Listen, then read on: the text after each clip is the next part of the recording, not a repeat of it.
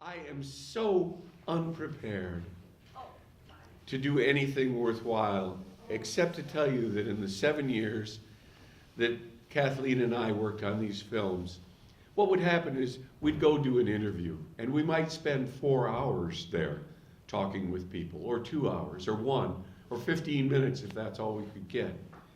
But in the thereafter, in the editing process, I got to spend hour after hour after hour listening to every word, transcribing every word, trying to organize, proving things out, because it wasn't enough for me to take what somebody said on faith. I had to verify it. Now there is one area in all the films that may or may not be so, and it is, did Muste and Rusty actually get to Birmingham for counsel? Now, the Reverend James Lawson says they were there. The Reverend Andy Young says they were there, but we can find no confirmation. So I may have an error in my films. And if it's so, pardon me, but if it wasn't Birmingham, it was another occasion.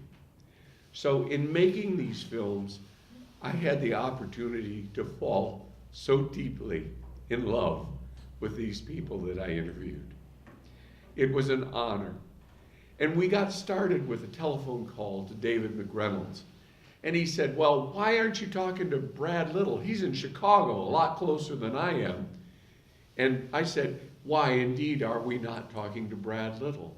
So a telephone call later, Kathleen and I were on a 6:30 train to Chicago. I remember carrying all my equipment and falling. It was kind of painful the rest of that day and for the next while. But we found a cab and we went to Brad Little's house, where he welcomed us and where indeed his parents had welcomed A.J. Brad and A.J.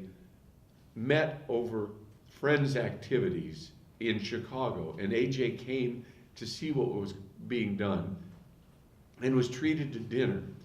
Well, Brad found such value in A.J. that pretty soon Brad was right beside him. Brad was the master strategist for every action from, 1955 on. There were, over the fence in Nebraska to protest missiles, and they were all arrested. There was the Polaris action that Brad organized, one of the most effective actions ever. He got all the publicity there was to be had. Then there were the walks that went from here to there. And of all the walks, how about imagine walking from, first they were going to do it from here to there, and then they decided there to there, and they kept getting bigger. Let's walk from San Francisco to Moscow.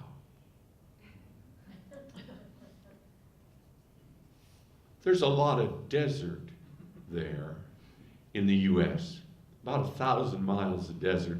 And David McReynolds was highly critical because he was a California boy, and he said, I knew the desert. Brad didn't. But as he said, when Brad says he's going to do something, it's going to get done. Of all the walks, the one that captivated me most was the walk for disarmament that went from Quebec and was intended to go to Cuba. Now they got stopped by the Coast Guard, but they were on their way to Cuba. But everything that happened in between, from all the assaults, the Canadians were not kind. They didn't like this. And the Northerners were okay. But when you had a mixed audience in the South, and a black man walking in front of a white woman, walking together, the Klan surrounded them on occasion. They were in a little church. Michelle Glore talked about being in a church and these pickup trucks with Klansmen circling the church. Brad was the man, was the advanced man who made sure there were places to stay. He convened the conference of marchers. What shall we do and how shall we do it? Can you imagine herding all those cats? He did it. They were in jail again and again. Griffin, Macon, and worst of all, Albany, where Martin Luther King had failed the year before. 52 days in jail during 2 sessions, 52 days on starvation for the bulk of these marchers. They would eat nothing. They would drink. Some of them were force-fed. Some of them were taken to the hospital and given fluids. But the brilliance to organize this, to make it happen, and then the strength of character to deliver everything he promised, which was, we are going to make this attempt. Now, Brad has several things that he'd like to talk with you about. One of them deals with your health.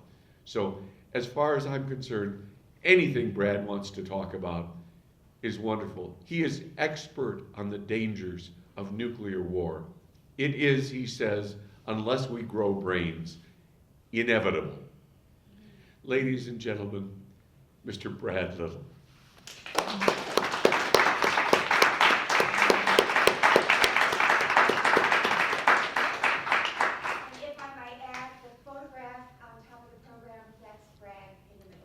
That's Brad in the middle on the top of the program. Yes, I guess. Well, thank you very much. I think much of this is, as the president says, is hyperbole, but no, it's not. No, he doesn't think so. Well, that's what he doesn't know is the rest of my personality and my past. I know that, and I know that I really am not deserving of much of this praise, that the people who I have worked with, including AJ, they deserve it because they haven't made the kinds of mistakes that I have. However, let us, first of all, I want to begin by talking a little bit, very briefly, about my health so that you will understand why I am blind. And it will help you to avoid this situation. I am suffering from wet macular degeneration, which produces legal blindness. I can't read, write, drive a car, ride a bike, anything like that, anything that requires for definition, fine definition of sight, but I can see general outlines. Now, believe me, you want to avoid this. You do not want to become blind this way. And I found out that most doctors, even in a city as highly developed as Chicago, do not understand wet macular degeneration or how to treat it. And they make very serious mistakes in treating people, or they did with me, and that's why, at least partly, why I'm in this situation. Bad medical treatment and bad judgments on my part.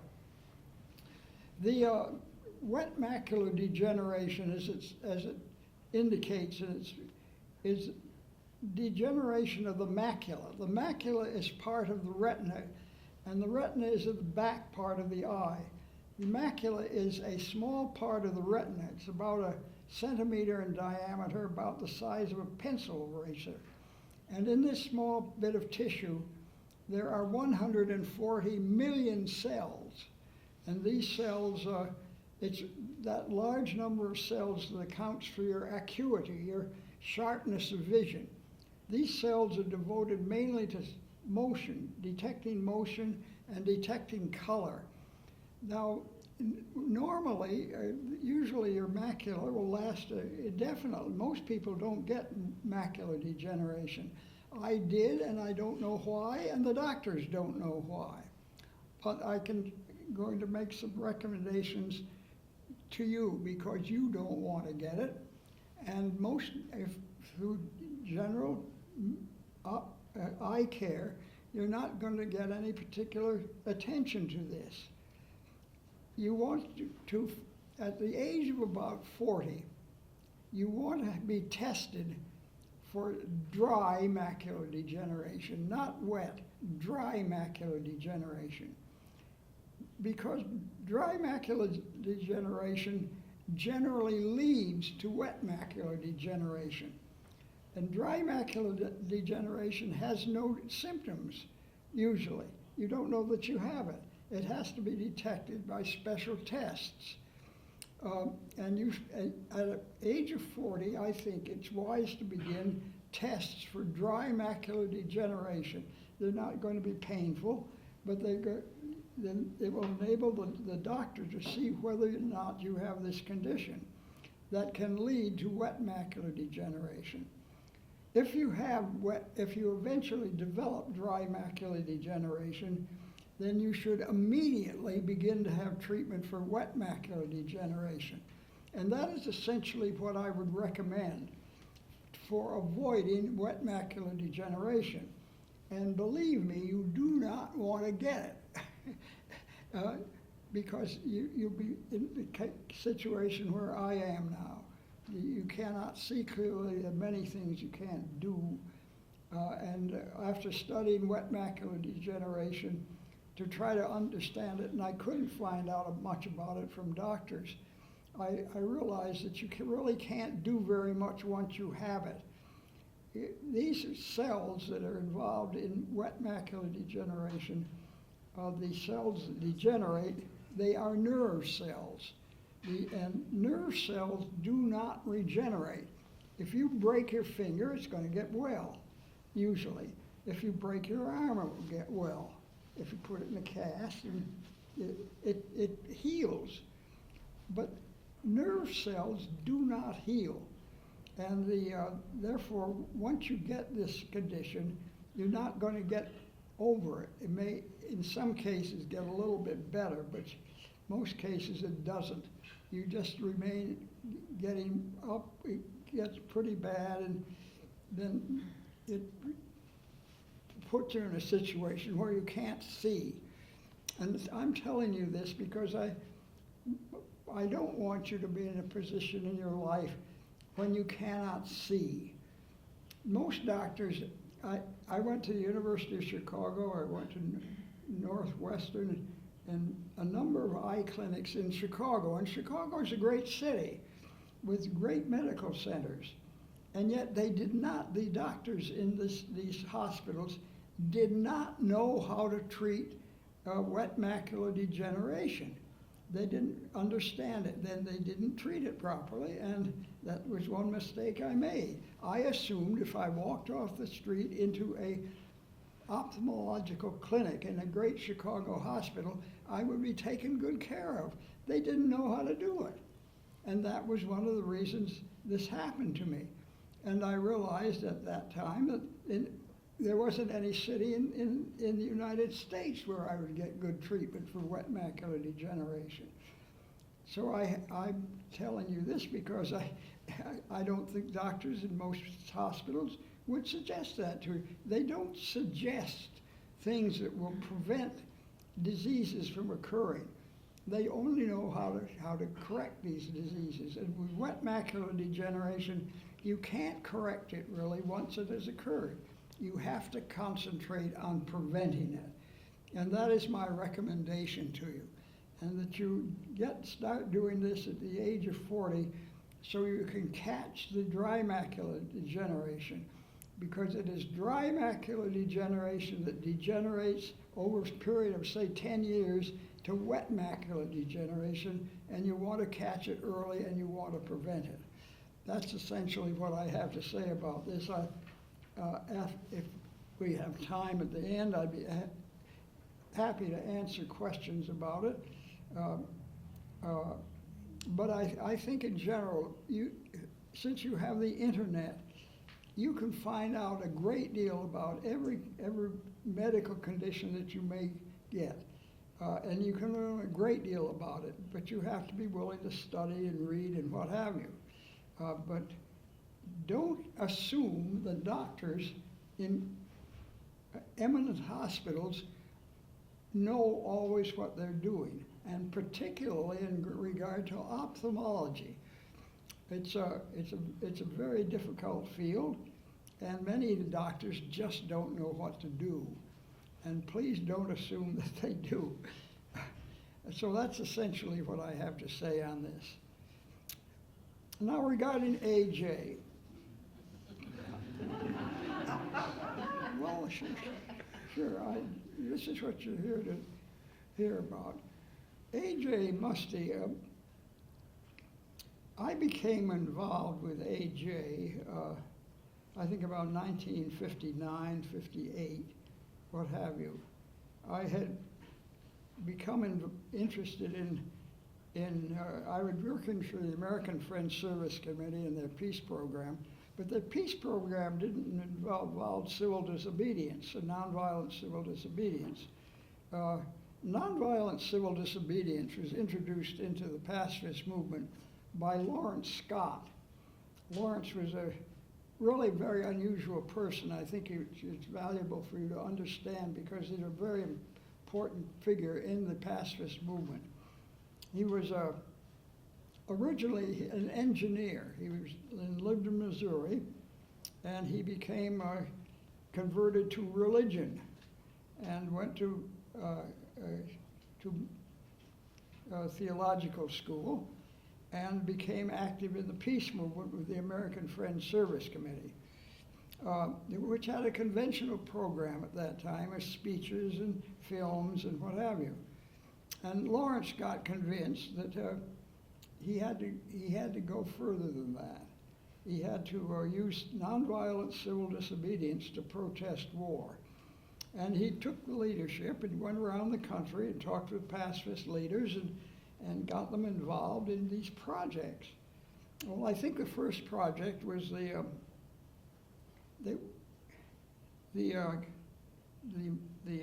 project out at Omaha, Nebraska. No, it wasn't. It was out at Las Vegas. He wanted to protest bomb testing, which at that time the major understood danger of bomb testing was the radiation that was produced. And he took a team of pacifists who largely Quakers, and they trespassed on the bomb testing center near Las Vegas at the town of Mercury. And a number of them went to jail. And I studied these. I was working for the service committee in Chicago then, and it seemed to me that this type of protest was about as far as you could go in creating opposition to war, and it seemed to me the thing to do. After the Mercury demonstration, two very, very important demonstrations took place. The voyage of the Golden Rule, in which a group of largely Quakers sailed a small sailboat out towards the bomb testing area in the Pacific. And they didn't make it. They were stopped in Hawaii and imprisoned, but there was a tremendous amount of publicity worldwide about this protest. And while this Golden Rule and its crew was in Hawaii, they were met and talked with by the crew of another yacht, the Phoenix. The Phoenix came from Japan also. It had been built essentially or commanded by the Reynolds family. Earl Reynolds and his wife had become staff members of the Atomic Bomb Casualty Commission in Hiroshima. And while doing that, Earl had some Japanese build a yacht for him. He wanted to sail around the world. So after he had finished his work at the Casualty Commission, he and his wife sailed around the world with the assistance of a Japanese yachtsman. And at the end of their project, they were in Hawaii. They ended up in Hawaii. And it was there they met the crew of the Golden Rule. And that inspired them to carry on the voyage of the Golden Rule after they'd been arrested and put in prison. And the voyage of Phoenix the Reynoldses and the Japanese who were with them, they made it into the bomb testing area before they were arrested by the Coast Guard and towed back to Hawaii. But these projects produced an enormous amount of publicity, and since I like boats, and I greatly admired the people who had done this. Albert Bigelow was the man who started the Golden Rule Project. Bigelow was a very talented person. He was a fine painter. He was a fine writer. He'd written a book, several books, I believe. He was a yachtsman. He sailed across the Atlantic. He decided that he would purchase this boat. He would have this boat made in South America, and then he would get a crew and sail from California to Hawaii, and then from there into the bomb testing area. Some of the people who went with him were George Willoughby, who also was a Quaker, and James Peck. I think some of you know James Peck. He was the War Resisters League member who he was part of the Freedom Riders, and he was brutally beaten up when he tried to ride a bus into the South, into the segregated areas. He barely survived being beaten up. Jim Peck was there, and there were other members of the Voyage of the Golden Rule crew whose names I have forgotten, but most of them were longtime activists in the peace movement. And the Golden Rule, there's a very fine book. Bigelow was very talented. Anything he turned his hand to, he did well. And he wrote a book about this called The Voyage of the Golden Rule. And I would highly recommend it if you're interested in pacifist literature. I think it's one of the very best books that's been written. He illustrated it too with drawings, which he did himself. And that was the second project which took place, these two boat projects. And I was still working with the service committee then, but by then I said, this is the type of peace action that I'm really interested in the most, because it involves a very profound commitment of your entire being into protesting war.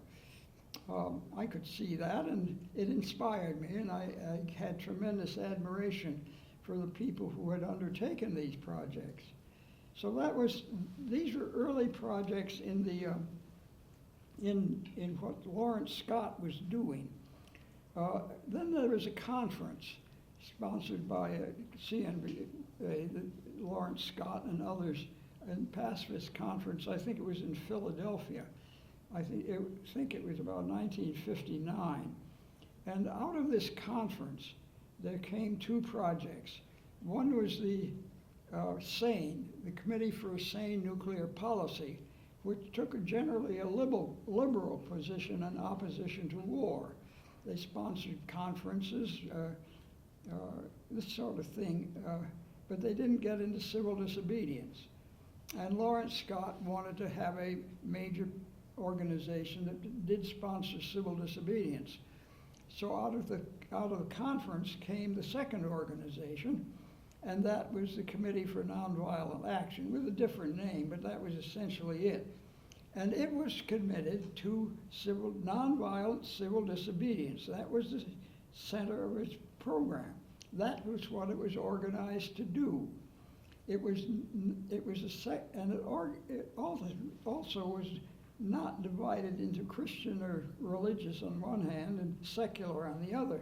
It invited or welcomed people of both perspectives into the peace movement. And this is the organization that came out of this conference. And after I resigned from the service committee and attached myself to the Committee for Nonviolent Action. Well, in 1959, CNVA organized a project. There were two projects against nuclear weapons in general. We'd gone beyond being just opposed to fallout. We were opposed to the nuclear weapons in general, and one project was out in Cheyenne, Wyoming. And in the course of that project, Ken Calkins, who was a son of a Methodist official, rather well known, he sat down in front of some dump trucks who were building this missile base, and he was run over and his thigh was crushed, and he was almost killed. So that was the first demonstration against hydrogen bombs, more than just being against the fallout from them. It was at that point that I went out to that project and participated. I drove out to Cheyenne, Wyoming twice, and it's a long trip, but I had fine people with me, and we participated in that demonstration, but we didn't commit civil disobedience. But after that had taken place, I realized that this was the kind of project that I was interested in putting my time and my life into. So the next project was organized was at a missile base south of Omaha, at the town of Meade. They were building Atlas missiles, hydrogen bomb missiles, long-range intercontinental missiles. And we established an office in Omaha, and from there we organized several walks and leafleting of the community, and talking with ministers and to explain our project. And then we had established ourselves with another camp, a center base, which was on a little hill near the entrance to the missile base, where the trucks are going in and the people who are building the base. And we put our tent out on this little hill, really, and people began to come to it to participate in the project. And among the people who arrived was A.J. Muste. Now, I was very impressed by this. There was this elderly gentleman, I think he was in his 80s then, and he was making himself part of the project. And he eventually, I think he committed civil disobedience with Marjorie Swan. He and Marjorie climbed over the fence, a wooden fence which they had by the main entrance to the missile base, in protest. And they were immediately arrested. But because A.J. was so advanced in years, they didn't put him in prison. They simply let him out and told him not to go back, and he didn't go back. But his protest was really very, very powerful, because it was very difficult physically to commit civil disobedience under those circumstances. The atmosphere was hot and dusty, and the danger of getting beaten up by the police was there, and the people who were working at the base, they didn't like us. And A.J., he just accepted all of the risks involved and committed civil disobedience. So that was the project called Omaha Action. I participated myself, and I remember that project for several reasons. One is that we were put in prison after being arrested in the Omaha City Jail, which was on top of their city hall. And in midsummer, it was sweltering up there. And it was very hot, and the food was terrible. We just had hamburgers, I think. And the floors of the cells were covered with water, and the mattresses were put down on this water, and you slept in that. And it was very unpleasant conditions in the jail in Omaha. Eventually, I was put in the Springfield, the Medical Center for Federal Prisoners at Springfield, Missouri. And I'd been there before in protest against the draft. Instead of going to an alternative service, I'd decided to go to jail, and I was put in jail. spent 9 months at Springfield. Springfield was a very, a federal penitentiary, so physically it didn't seem as bad as the county and city jails I'd been put in, but over 9 months in Springfield was enough for me. It was my worst jail experience, and I don't know exactly why, but just because everything they did was to try to demean you and take away your dignity. They gave you a number. You were forced to do certain kinds of work, told to do certain kinds of work. I don't know exactly why Springfield affected me this way, but I felt it was just about as bad a place as I'd ever been in. So when I was sent back there the second time for protesting against missiles, I didn't like that too much. But it was very interesting. In Springfield, one of the people I met was the Birdman of Alcatraz, Robert Stroud, who was the most famous prisoner in the federal prison system. I remember how I met him. I was going to an orientation class on religion given by he was a young, very nice Protestant minister. And he gave this talk about religion and said these services are available to prisoners here in Springfield. Are there any questions? And this gentleman in the back of the room, this tall, lanky fellow, put up his hand and said, "Pastor, I'd like to make a statement. I'm an atheist, and I want to make a statement." So I said, "Listen, okay." So he then got up and delivered this eloquent denunciation of religion. And I said, "Who is that guy?" I asked the person. And he said, "That's Robert Stroud. He's the most famous prisoner in the prison system." And immediately I wanted to talk with Robert Stroud to find out what his perspective was. He'd served 50 years in jail for murdering 2 people.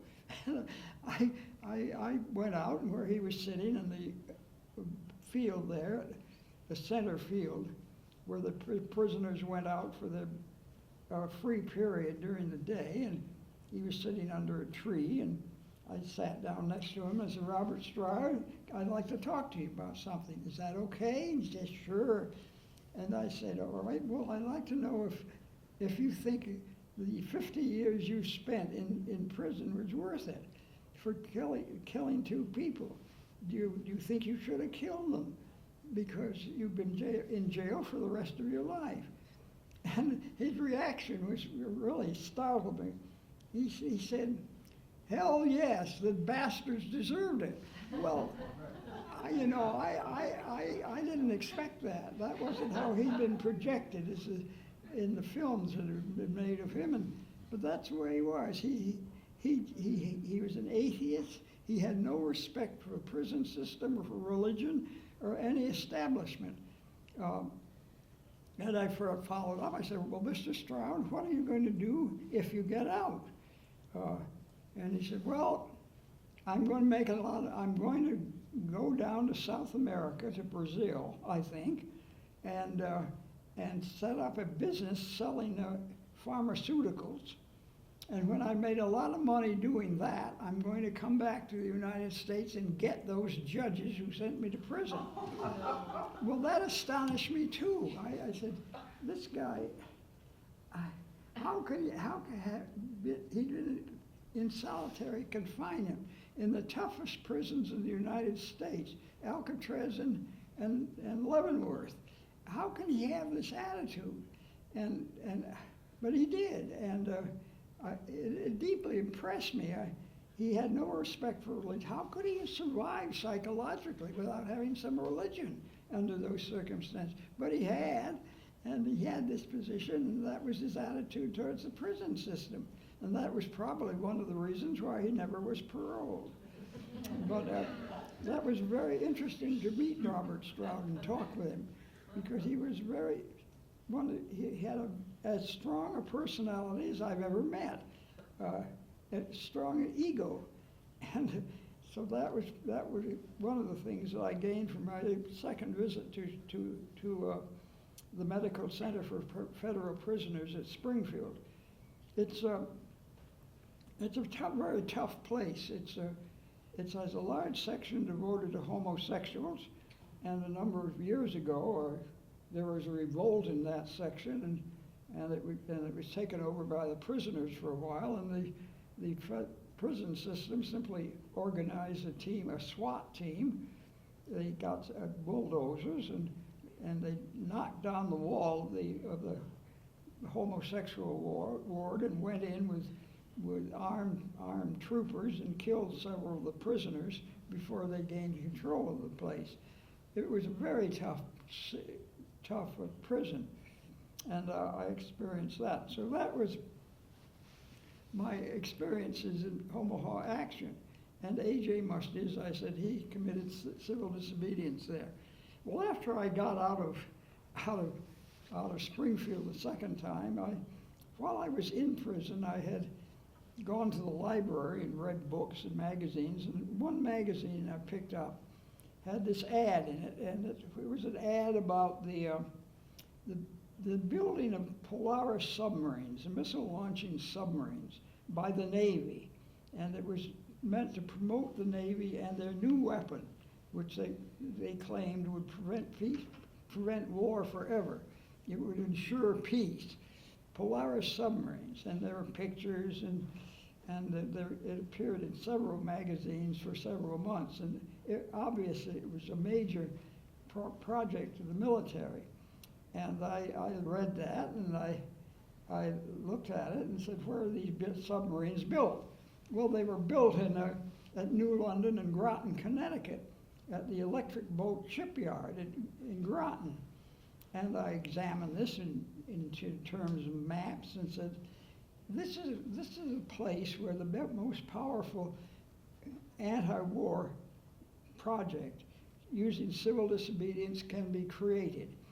It is right in the middle of the media center of New York, of the United States. New York is 150 miles away. Boston is 100 miles away. Providence is 30 miles away. New Haven is the center of Yale,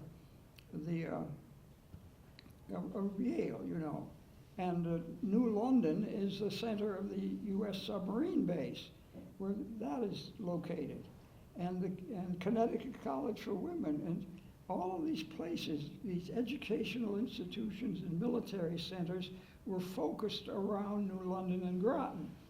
And I knew that any nonviolent civil disobedience demonstration there would create enormous publicity.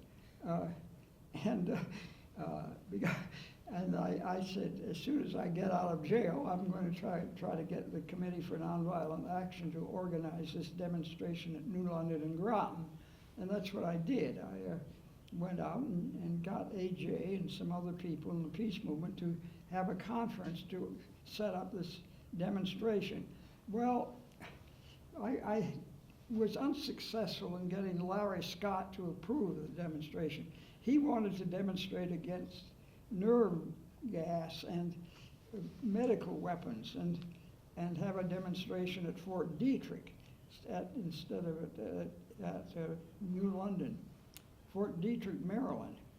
And so the conference, it was not a good conference. I was unsuccessful in convincing many of the people who attended the conference to have this demonstration against Polaris submarines. And so many of the people drifted out of the conference, but at the end, A.J. was still sitting there, and he said, you know, Brad, I'm in favor of this demonstration. I think we ought to have it. I think this is the cutting edge of the peace movement, and we should have it. Now, when A.J. said he supported something, Bayard Rustin did too. So he was in the conference, and he said that he was going to support the conference. So we left the conference. It was not a good conference. There was no real unity in the pacifist movement about this demonstration. But I said we'll do them all. I'll organize the demonstration against nerve gas and medical weapons, after we've had those and got those projects started, we'll have a demonstration against nuclear weapons and at New London and Groton, Connecticut. And AJ supported it, and we went out, and this is what happened. Well, from the beginning, the one against missile launching submarines was very formidable. You could not look at that situation without realizing that anybody who demonstrated for peace there risked his life. There were 30,000 people who were building these submarines and getting paid for it. And what I was proposing was to have a demonstration right in the middle of them when they came out of the shipyards. And people, you could see that you could easily get killed in that situation. But that didn't at that time. I was young, and that seemed to me the character of nonviolent civil disobedience. You risked your life, and you took the consequences. And we set up a project in which we had small boats that went from New York City to Providence to New Haven and Groton. These were part of the projects. These two walks, or two small boats that went. And we also had a walk that went from Boston down to Groton. And it was the New York Times and the pacifist pincer movement on the Navy's Polaris submarine weapon. The media from the very beginning was intrigued by the whole business because we were obviously, the pacifists didn't have any weapons, and there were only a few of us, and here we were taking on the best that the American military had to offer. And we eventually did all of these things. We had the walks that went to New London. We set up an office in New London and had a sign out that said Polaris submarines. This was the name of the project. It was Polaris. And we had these walks, and we had these two boats. One of the people who joined the project early was Scott Herrick. Scott Herrick was he was a very interesting person. He was very wealthy, from New York family. He was very wealthy. He had a yacht, which he had down in I think it was in one of the southern states, in a shipyard down there, and he had a lot of money. And AJ was very much intrigued when he found that Scott Herrick was willing to invest a lot in the project and join it.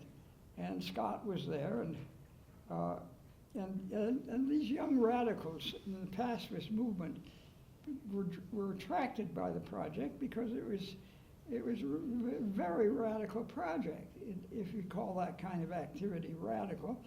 It used nonviolent civil disobedience, and we were taking on the whole American military. And so we immediately had these young people coming in to join it and then participate. Some of them were very bizarre, but many of them were just very intelligent and very competent. And we built out the project, and eventually we carried it out. We had set the main date for the main aspect of the project to start it to be the same date as the Yale-Harvard boat races, which were held in the Thames River estuary.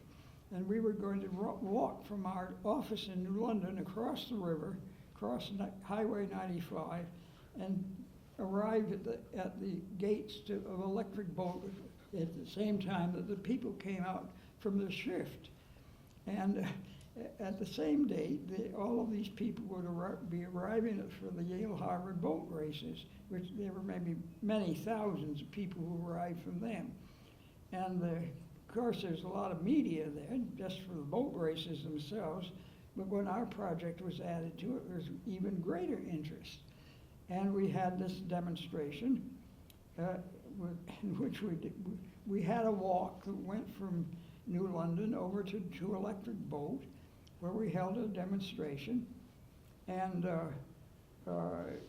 Jim Peck, who was driving one of our station wagons with a sign on top of it, the station wagon was almost turned over by the people coming out of the boat yard. And we were talking to the people and giving them leaflets. And I remember thinking about the project. I remember I suddenly remembered I was talking with the people and with workers, and then I was suddenly, the next thing I remembered that I was walking away from the project. I was at least half a mile away, and I asked what had happened, what had happened to me, and a member of the project, so one of these workers knocked you out, Brad. He just hit you in the jaw, and you fell over and dead out. And you laid on the ground for about 15 minutes, and then you got up and walked away. Well, that was what happened. Our station wagon was almost turned over, and these other people that was the kind of project it was. It was very dangerous and lively. And it was exactly, I remember right after that, when other submarines were launched, they would have a big event. People would come up from Washington, Navy personnel in their uniforms and what have you, and they'd stand on the submarine and it'd have banners on it and flags, and it'd go down the ways into the Thames River estuary. And we had very courageous young people with us then, and they began to dive into the water at the same time, swim out to the submarines, climb up on them, and start talking to the sailors. And that was what they did. There was a woman with our project named Beverly Sterner. She later became one of A.J.'s secretaries. His last secretary, yes. And she was a very robust woman. She was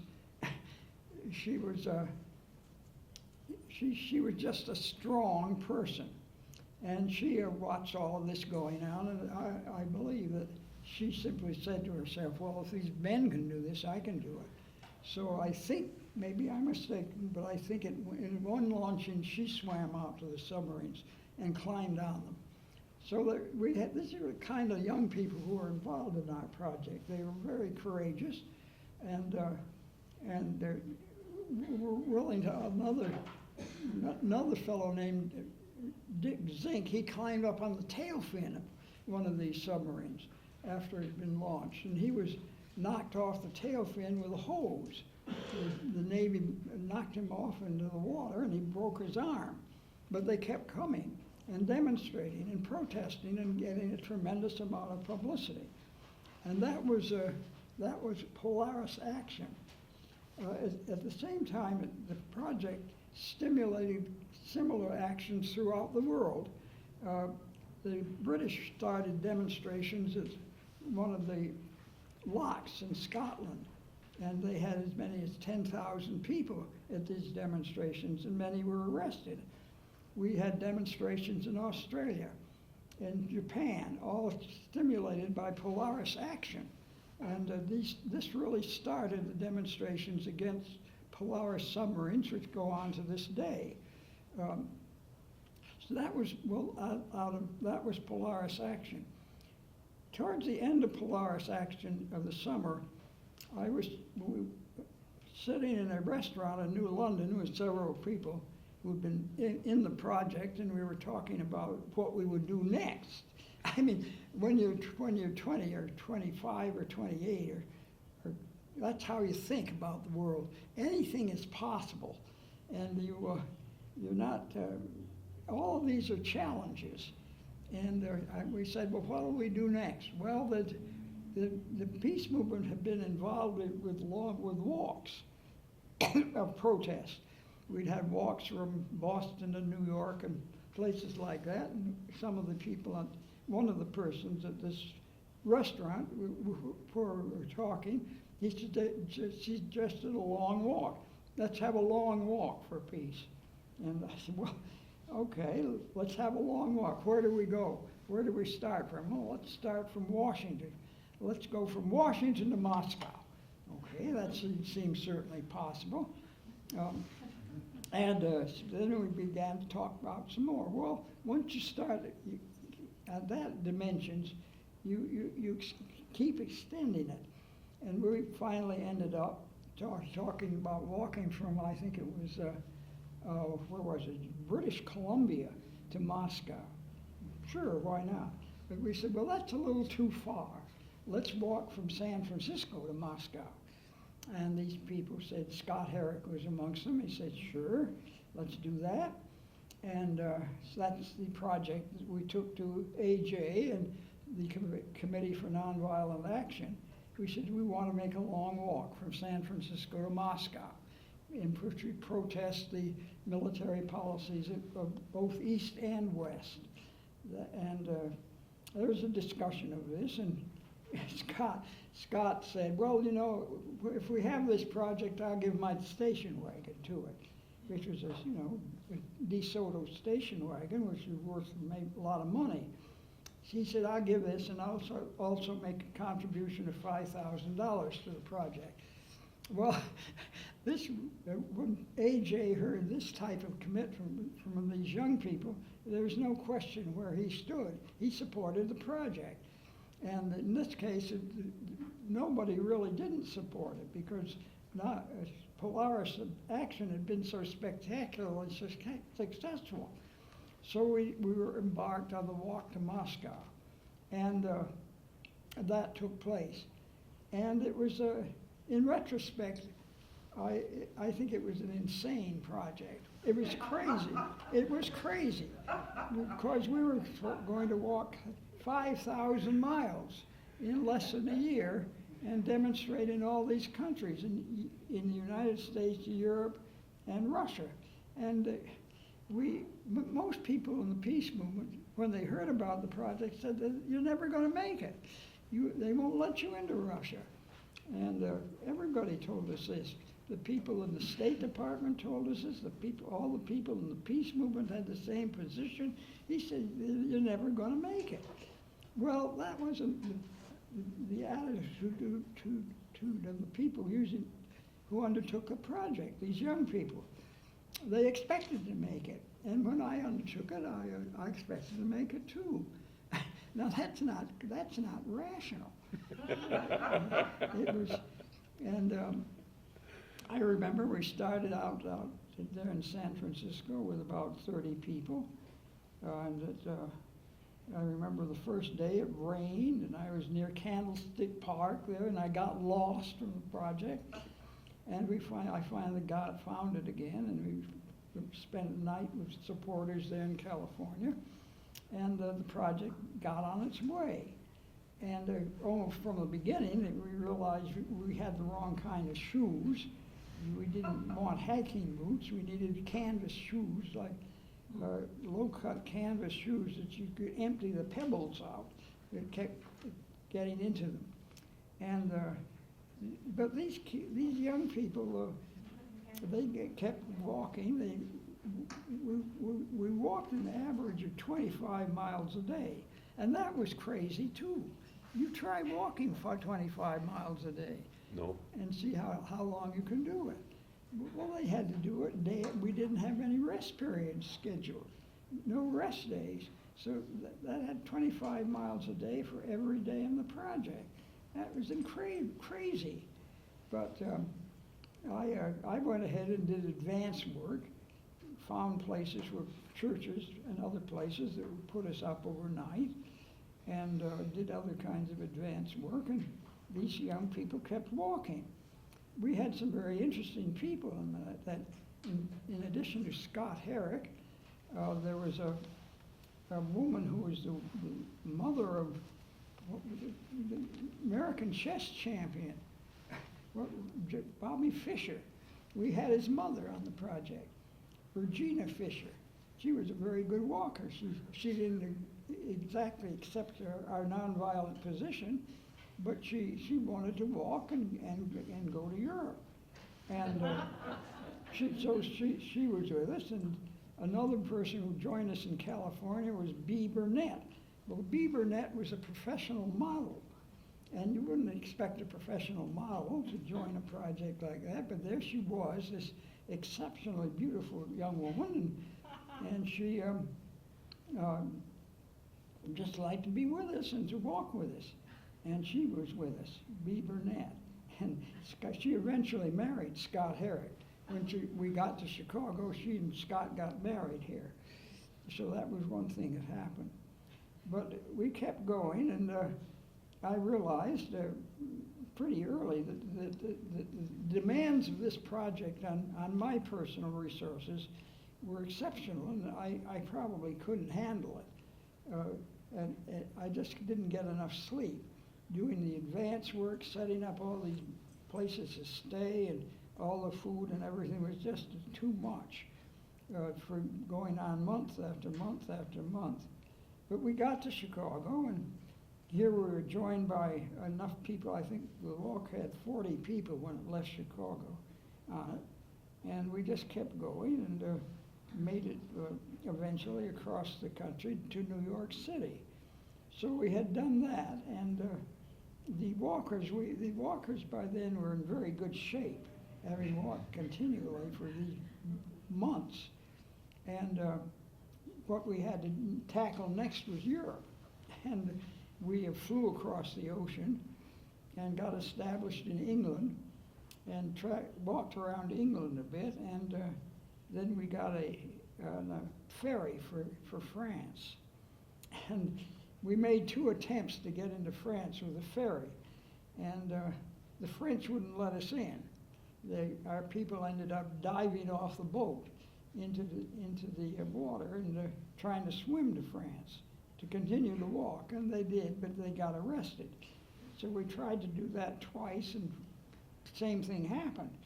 So we decided we would not try to go to France anymore. We then took a ferry to a boat to, I think it was Luxembourg, or it was Belgium, I think.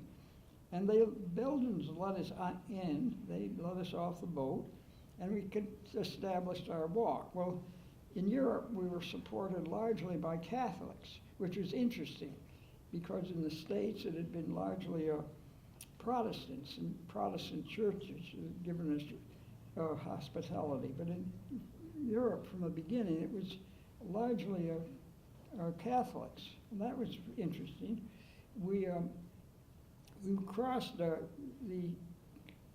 small countries before reaching Germany, and relatively uneventfully. We were given great support by the local pacifists in Europe, and we made it into Germany. And there we ran into difficulty. There the authorities began to stop us. They wouldn't let us walk in certain places and in certain directions and cross certain parts of the country. So we had our Council of Nonviolence. We had these every day. That contributed to exhausting us, me particularly. And we had our Council of Nonviolence and decided we would have 4 simultaneous demonstrations in West Germany. Well, West Germany, that was about 59? That was not too far after the war. And here Germany was a pretty tough place. Nazism still existed there to some extent.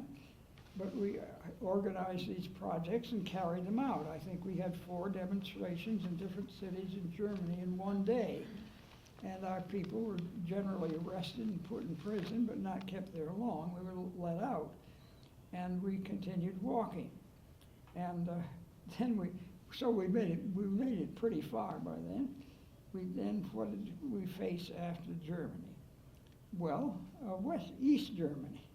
And we crossed into East Germany. We were received once we got into the communist country, what we had found out through AJ's negotiations was that the communists welcomed us. This is what I thought would happen.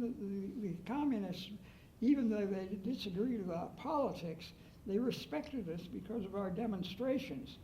We went to jail, demonstrated for peace in the West, and the communists respected people who did that. And so we arrived at the border of East Germany after making it through West Germany and having gone through these arrests. And in East Germany, immediately the situation changed politically. In the West, all the talk, was about freedom. All the politics was for freedom. In the East, all of the politics was for peace. But in all of the communist countries, the local peace committees sponsored us. The peace committees were official groups sponsored by the local nation, and they provided all of our sleeping quarters and all of our food and everything else, which we absolutely had to, because we couldn't arrange this in communist countries. But it was all arranged for us by the local people. The local peace committee, we arrived in East Germany, and here the East German Peace Committee took over our project and provided us all these things. Now, our problem was to maintain our politics in this kind of situation, and we did this. We were able to do this, even though many people from the European peace movement were involved, and some people from the American peace movement who weren't really pacifists were involved. But we were able to maintain our politics to a very great degree, which pleased me very much, because I was very much worried about that. And we got into East Germany, and we immediately ran into problems with the East German Peace Committee. They wanted to carry their own signs and distribute their own leaflets, which expressed their viewpoint, not ours. So that was our first argument with them, to get them to not project their politics in our project. And we were working on that. And we got to where we were ready to walk into East Berlin, and it was at night, and I remember the East German Peace Committee came to us, and they said, "We can't let you walk into Berlin." And we said, "Well, why not?" And they said, "Well, we're going to close East Berlin to the west, and we're going to put up a wall, and we can't let you demonstrate at that wall because it might bring war."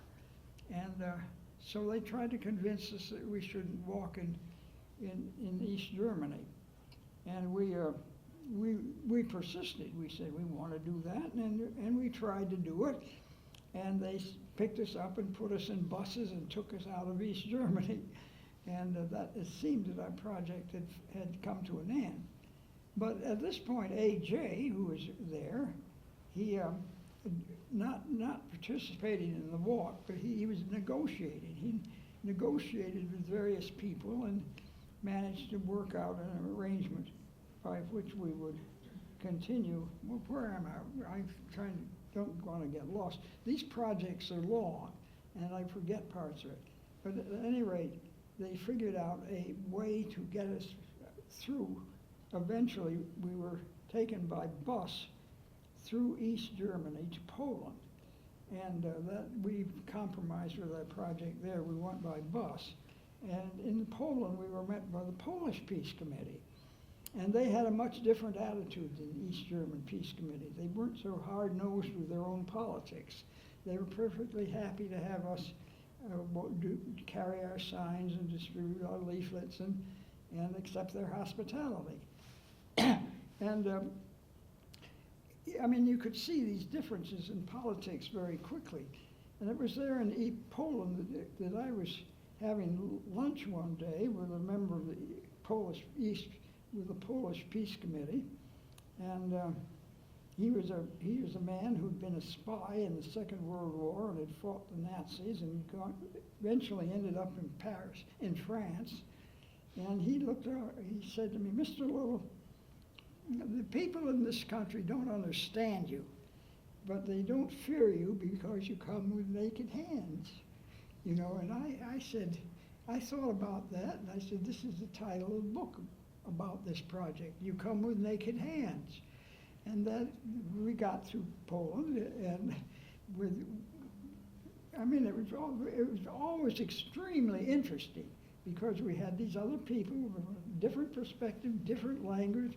We had our own interpreters, different culture, food, everything. And we made it across Poland and arrived at the border of Moscow, Russia. And we were there, we were welcomed by the Russian Peace Committee. And we realized from the very beginning that they were extremely well organized. Now, the person who had set up all of this was walking in the communist countries was A.J. A.J. had gone to Russia to negotiate for the walking of the walk in Russia.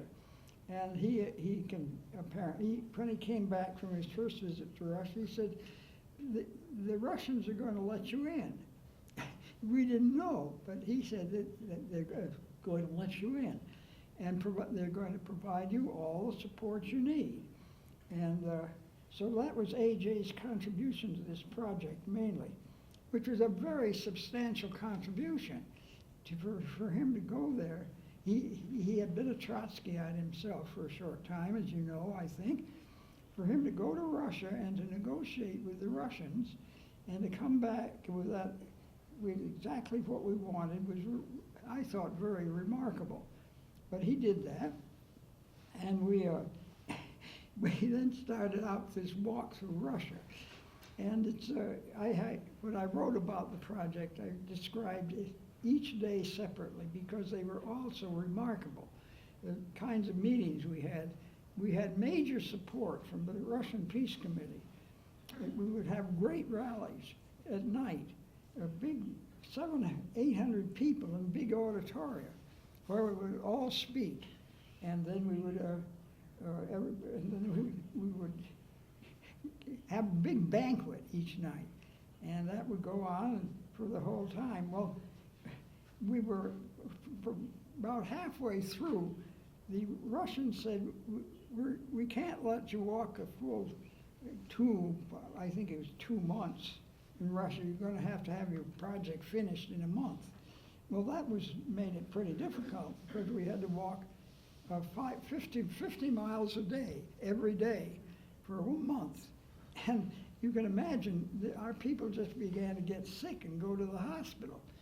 But we kept going, and then we made it through Russia, and with all this, and they kept being helpful to us. Some of them were friendly. Most of them were friendly, and they were all very well organized. And we had everything we needed: our hotel beds and our meals, and afterwards. And but one thing I will never forget was that for lunch, we were walking along this highway in Russia, and it's sort of semi-wilderness, and lunchtime's comes. Well, okay, what did they do? They took us to a field, an open field by the side of the road. And in the open field, they had constructed a dining place. They had put down pieces of plywood for the tables, and on that, they were linen tablecloths and silverware. And then the food came, and food included caviar. And Vodka? Yes, actually. Of course. They did offer it, and I didn't take any, because I had to keep my mind about me all the time, being responsible. But the other walkers did, by and large. This is what the extent of hospitality. I remember this one lunch, it was just a glade. They put up an artificial glade of saplings around the eating place. They cut them in a nearby forest and stuck them in the ground. And that we ate in these circumstances with this tablecloth and silverware. And that was the kind of hospitality. In Smolensk, we had an evening it was a concert, and they had balalaika players and very, very fine musicians. a wonderful concert. And this happened in major cities where we were, and they didn't prevent us from talking with anybody. But right now, I have to I've run out of prevent you from time. talking more. I could listen to this all day, Oh, I'm sorry. but no, it was wonderful. Eventually,